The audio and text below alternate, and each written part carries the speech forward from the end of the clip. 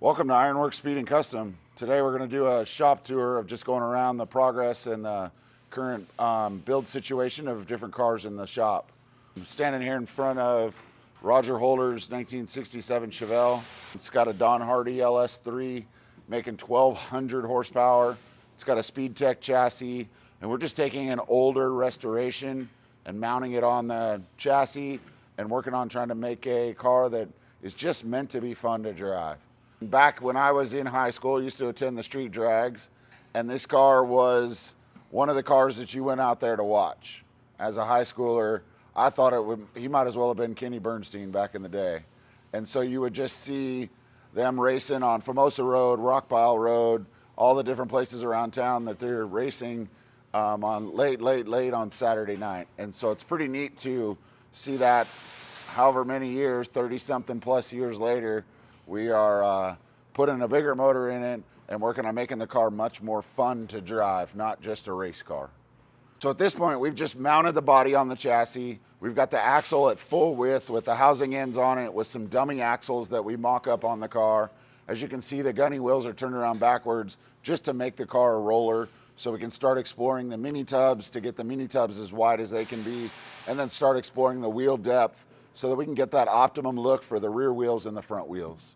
And as we progress through those phases of what the front wheels will look like, the rear wheels will look like, we can decide what the wheels are going to be, what style they're going to be. Maybe it's going to be a monoblock, maybe it's a three-piece wheel. Those all require different axle widths. And so once all that is sorted, then we would order the wheels and tires for the car. Here we are with a 1973 Ford F-250 Crewcab truck. It's on a Roadster Shop RS4 chassis. It's got a Godzilla Ford engine with a 10R140 transmission and an Atlas transfer case. We've put a Harrop supercharger on the front with a C&R radiator. It's slated to have Dakota digital gauges. This truck has 37-inch BF Goodrich mud terrains, just the US wheel slotted mags. We were able to find all the small incidental pieces that we needed for the grills, the bumpers, all that kind of stuff already chromed and redone and nice from LMC for these trucks, the marker lights. We're final fitting all this sheet metal to then blast the doors and epoxy that stuff and catch it up with the cab. As you can see, we got to move this cowl panel out just a little bit to get it to line up. And then we're just working on developing the interior. This truck came with taller seats from a later model truck, and so we're gonna cut the headrests off and try to make the trucks as roomy as possible for all 4 passengers.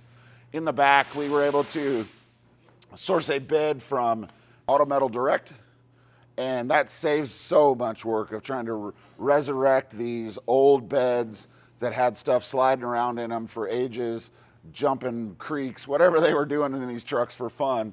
And so this really just saves a lot of time of getting the whole assembly from them to put the whole bed together. I selected the RS4 chassis because it's just leaps and bounds over what is stock. We ordered already powder coated, we ordered already assembled and torqued and ready to go. We're not trying to make it a show car, so if we have to grind a little powder coat and weld something on and repaint it, it's not the end of the world for what we're doing. But it speeds up the process, gives you updated brand new axles, brand new brakes, brand new suspension, gives you all those things that bolt right to the chassis. In a lot of cases, gives you the old chassis to sell to make a couple bucks on, especially on these because the chassis are pretty expensive.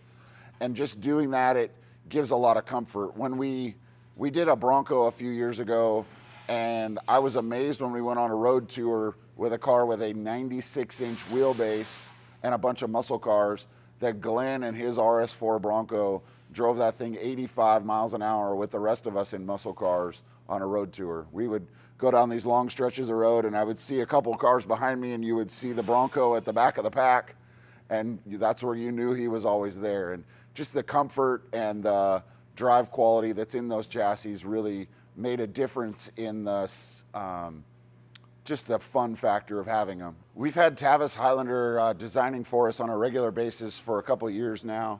He did quite a few versions of these trucks where they're solid colors with racing stripes.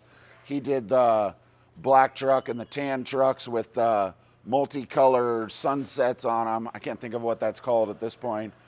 We did a few others that are based on some Bicentennial Series trucks they have. And I'm just trying to make this thing where it's fun. this Dentside Crewcab truck has really grown on me. We're looking at making our own racetrack trim, since the trim that goes in these trucks is very sought after and expensive. And so we're thinking of just making our own trim to make it custom to fit in the trucks, just to give it a little something different on the Crewcabs. The intention is just to make kind of the fad that's going on right now. I have quite a few customers that are interested in these.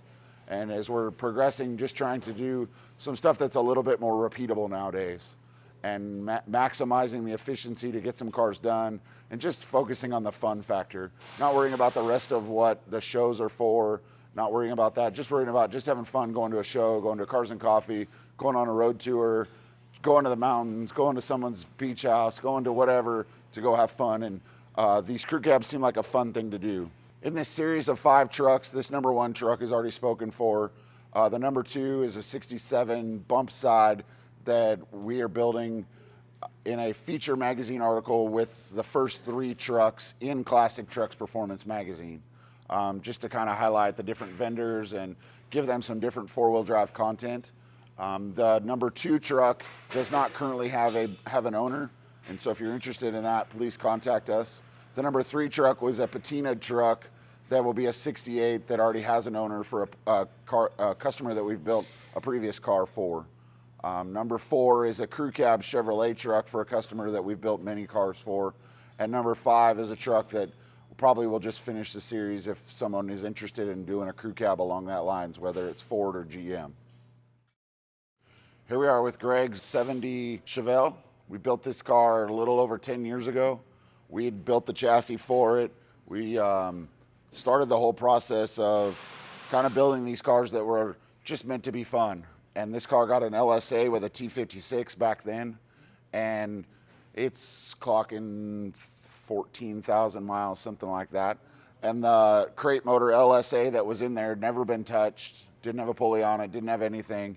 And we've kind of learned a lot of stuff over the years of just the issues that you have with like an LSA engine. They're known for lifter ticks. They're known for different issues in the thing because it's a 10-year-old engine, and everybody's had the issues that they're going to have at some point.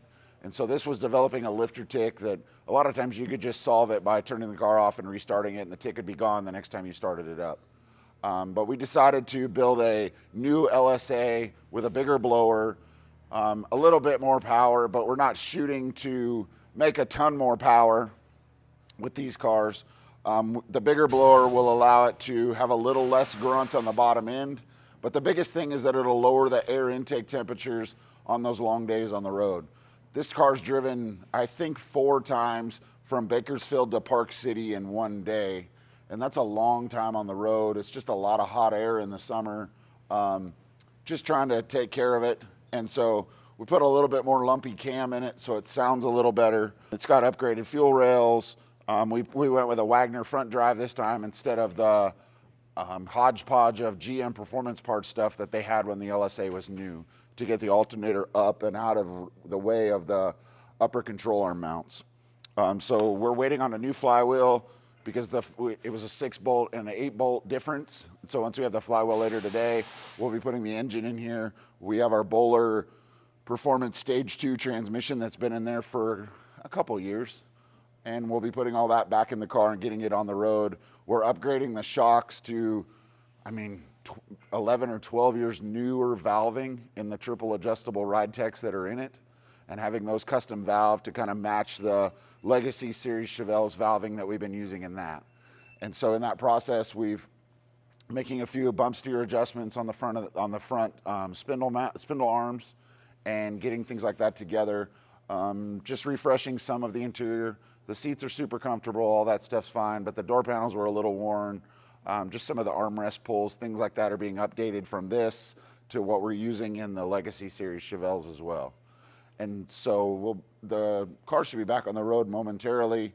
Everything else really bolts in. A few things had to be changed. We had to put a number 20 hose on the water pump and just do a few small changes to get all this stuff set up.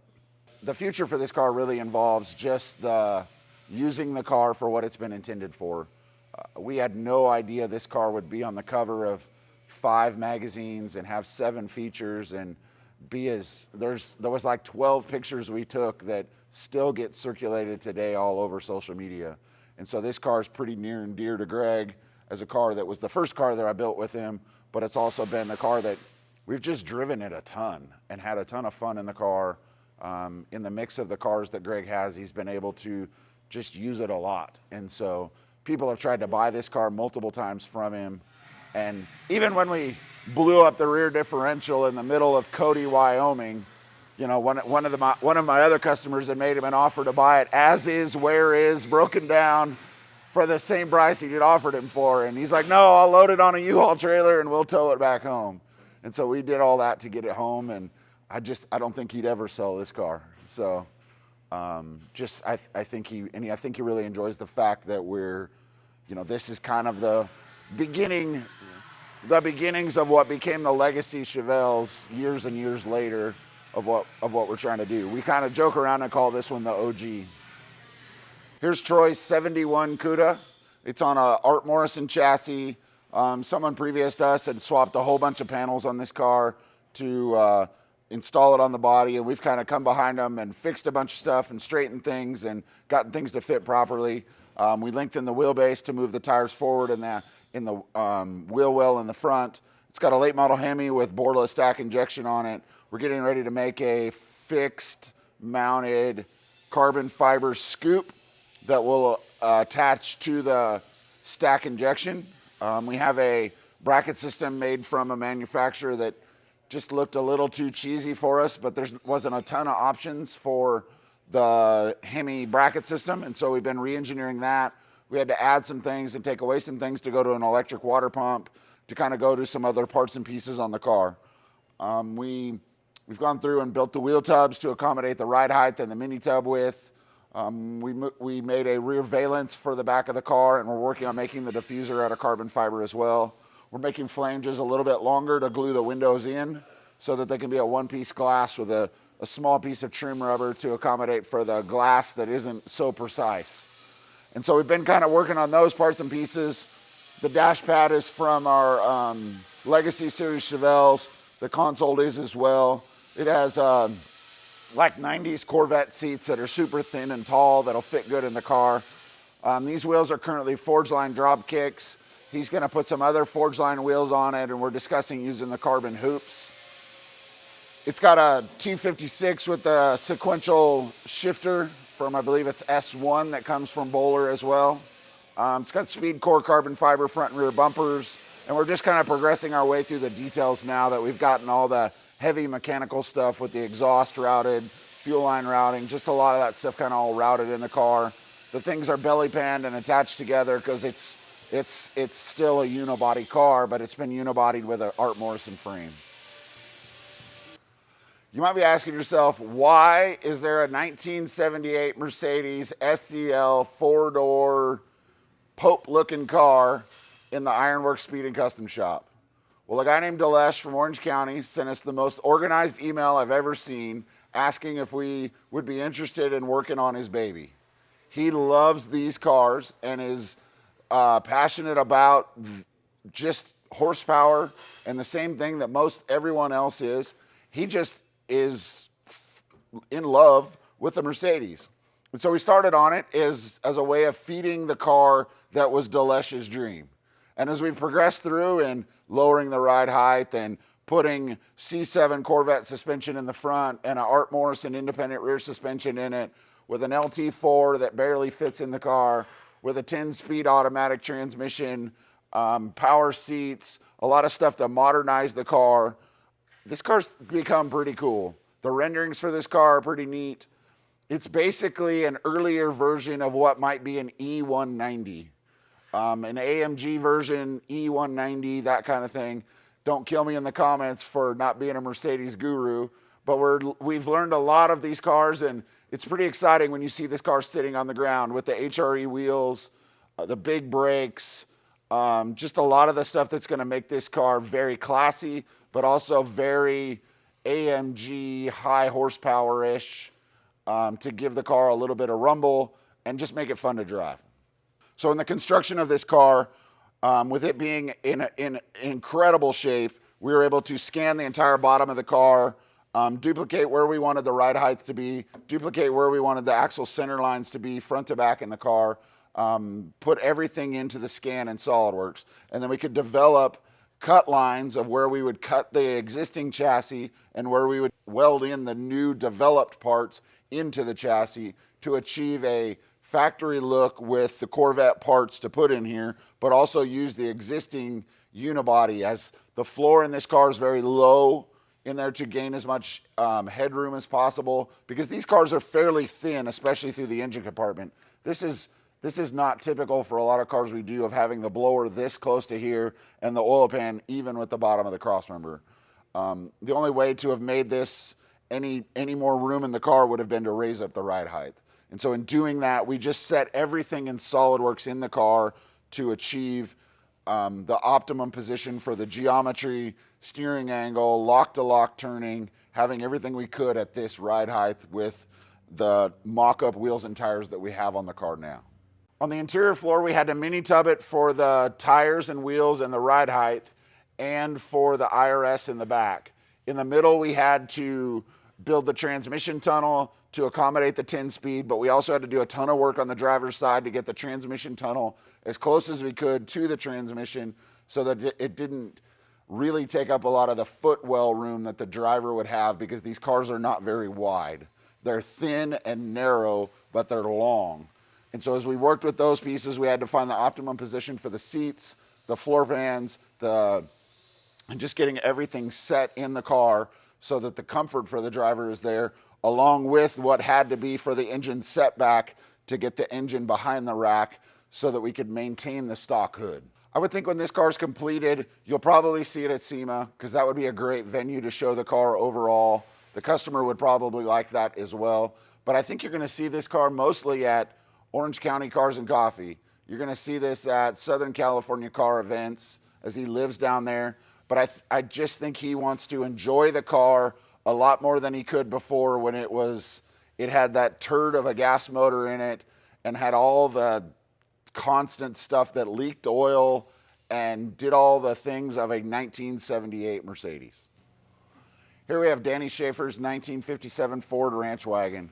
It has a GT500 engine, the same engine that we used in the Mustang that won Street Machine of the Year last year. It has a 4R70W automatic transmission behind it. It rides on a Roadster Shop chassis with one-off EVOD wheels. The interior and the engine bay and the exterior trim have all been designed in SolidWorks in different facets. The bodywork was done on the car, and then the bodywork panels were scanned to develop the surface profile to machine the trim to fit perfectly on the bodyworked car. On these higher end cars, we really like to build the car to as much completion as possible, to where you could drive the car if you needed to.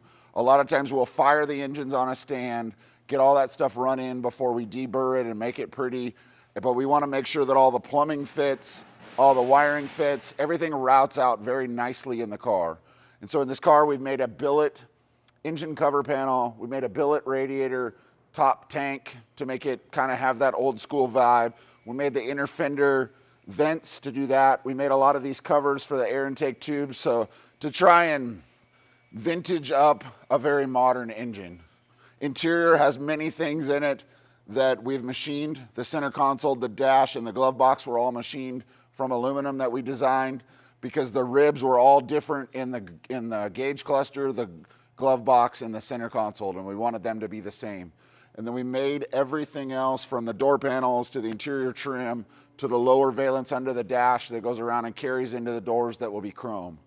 The vibe that was originally started with Fat Jack, who had started on the car with Danny many years ago before of his passing, his idea was to make this a Thunderbird interior in a ranch wagon. And that is our intention, is to carry the modernized Thunderbird look on in the back of this ranch wagon. This car looks to be done in early 2025, along with a few other cars that we have in process. Thanks for following along as we're discussing the progress of multiple projects in the shop.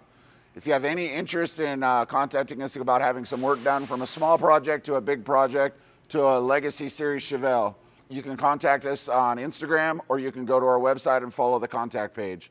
Thank you for following along and spending your time with us. Have a good day.